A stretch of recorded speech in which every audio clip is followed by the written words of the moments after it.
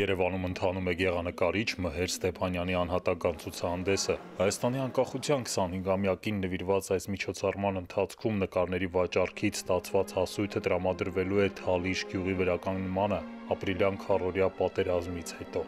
Ամերիկայի ձայնի հետ զրույցում նկարիչը հիշում է իր առաջին վրձինների պատմությունը։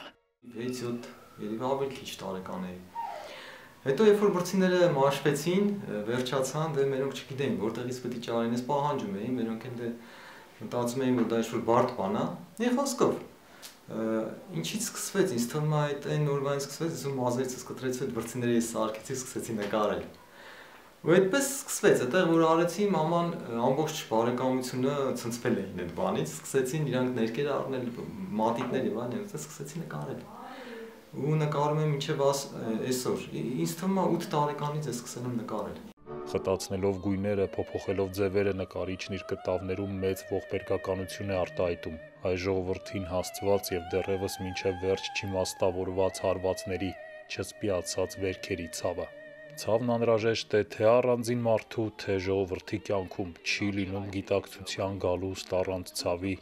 նշել է Կարլ Յունգը։ Մհեր Ստեփանյանը հորդորում է բոլոր ստեղծագործ մարդկանց որևէ պարագայում չհեռանալ իրենց առաքելությունից։ Եթե ունես արվեստ մեջդ ու դու գնահատում ես Աստծո տվածը, դա փոխադարձ է։ Եթե դու գնում ես այդ ուղղությամբ, քեզ տրվում է։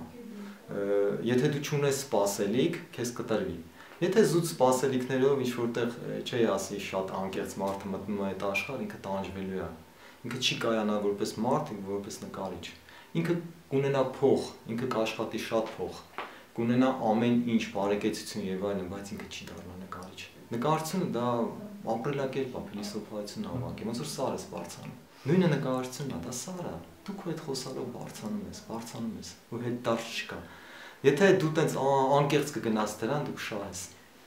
Այդ է։ Ու կասկածել պետք չի, եթե ընտրել ես, ուրեմն դա, որտեվ արվեստն էլ քեզ է ընտրում։